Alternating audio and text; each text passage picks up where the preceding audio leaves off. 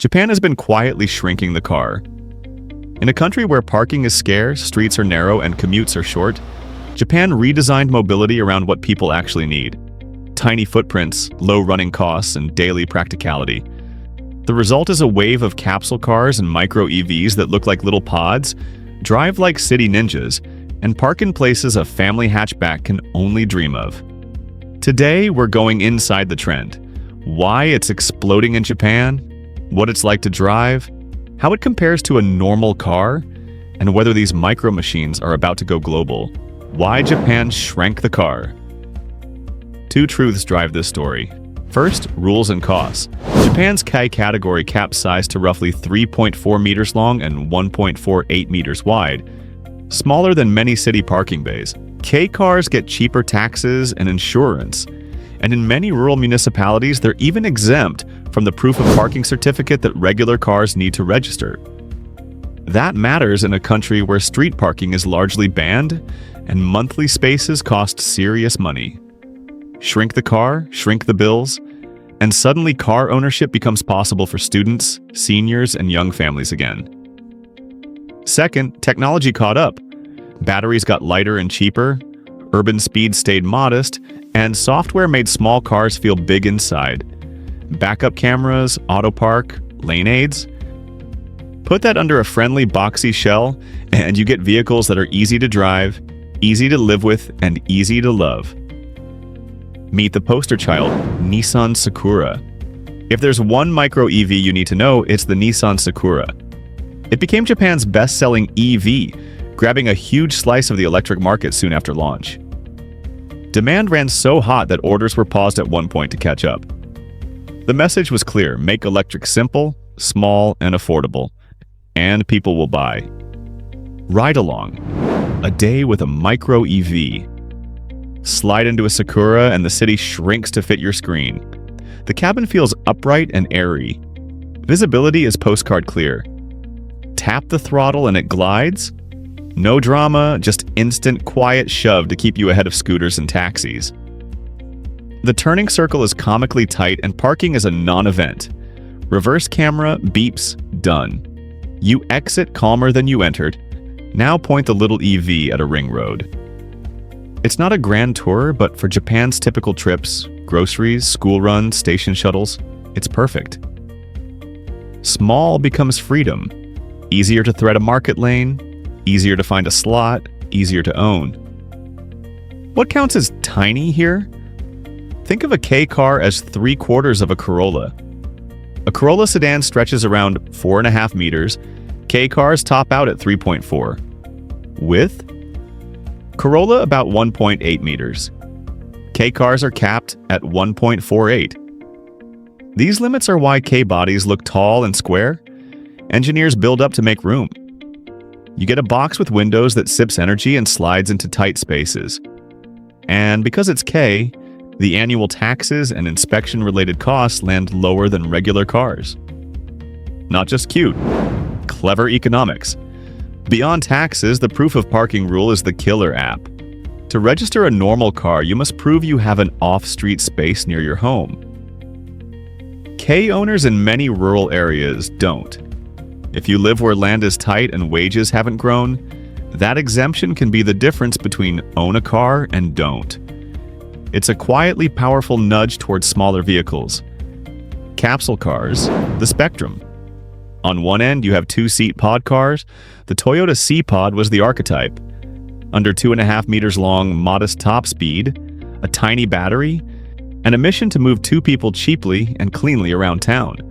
Production ended after it did its job, but it proved the concept. Super compact EVs can serve real urban trips with real reliability. Step up to the K-EV sweet spot, the Sakura and its rivals. These are 4-seat micro hatchbacks with usable range, aircon, safety kit, and infotainment. Cars, just small. Then there's the micro-van wave. Honda's N-Van electric variant, a box on wheels that businesses love for deliveries and campers love for weekend micro-adventures. And in late 2025, Honda followed with the N1 Electric, a passenger mini EV targeting urban drivers with an advertised all-day city range. Japan's one-seat revolution. Now it gets really small. A Hiroshima startup is launching a single-seat micro-EV priced around $6,800. It's narrower than most doorways and short enough to fit inside a commercial van. The idea is radical. Make the vehicle only as big as one adult. Give it about 60 to 100 kilometers of real urban range and watch costs plunge. Early interest has been huge. Is it a car or a mobility robot? Japan's answer is, if it solves the trip, who cares what you call it? What about owning one? The real-world math. Upfront, a Kai EV still costs real money, but compare apples to apples.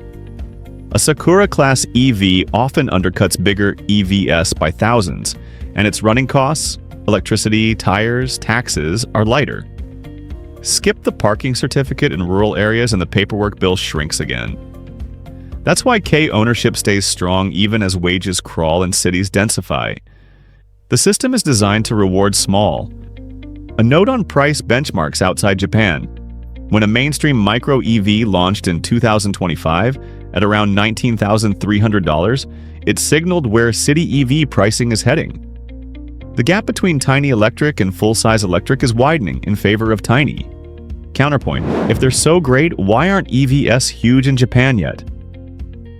2 reasons. 1. Hybrids dominate, fuel is expensive, but Japan built the world's best hybrid ecosystem and people love the reliability. 2.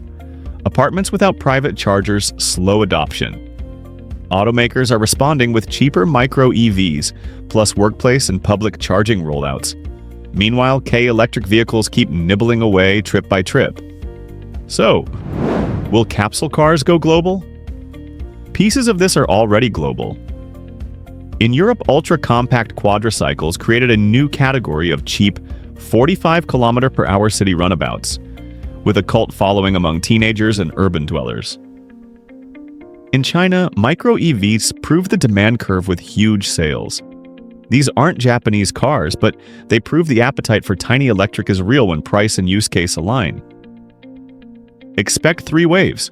Wave 1. Campus, resort, last mile.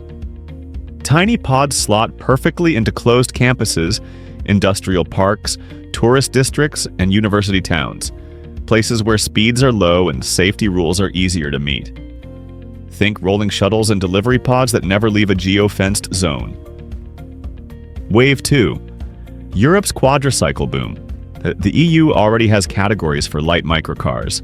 Expect better batteries, warmer cabins, and smarter driver assist to make these viable in drizzle and cold. The market is growing from a small base but trending up. Wave 3. Mainstream cities under pressure. Congestion pricing, 15-minute city planning, and parking crackdowns will make full-size cars feel over-spec'd for urban errands. As chargers proliferate at curbside and in apartment blocks, micro-EVs will look less like compromises and more like default city cars. What could slow the spread? Safety standards. Many markets require higher crash performance than Kai regs or light vehicle rules. That adds cost and weight. Status.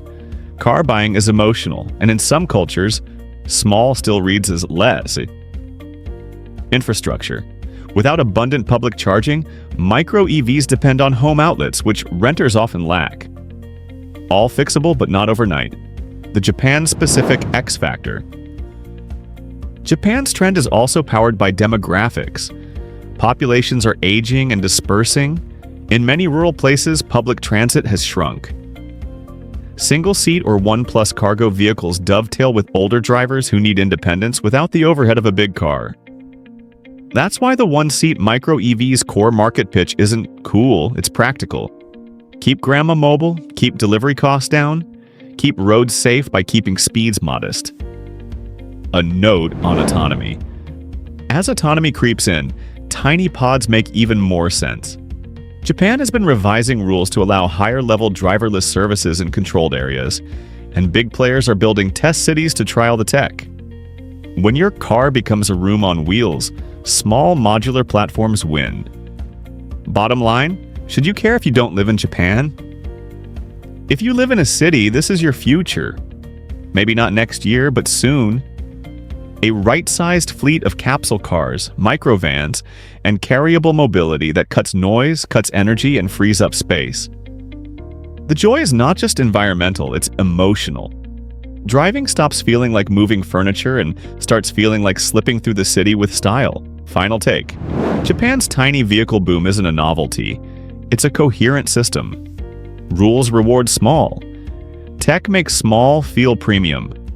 And culture embraces cleverness over bloat.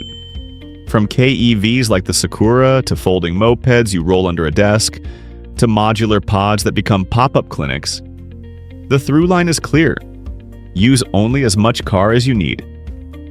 If the world follows, our streets get quieter, our air gets cleaner, and parking garages become coffee shops.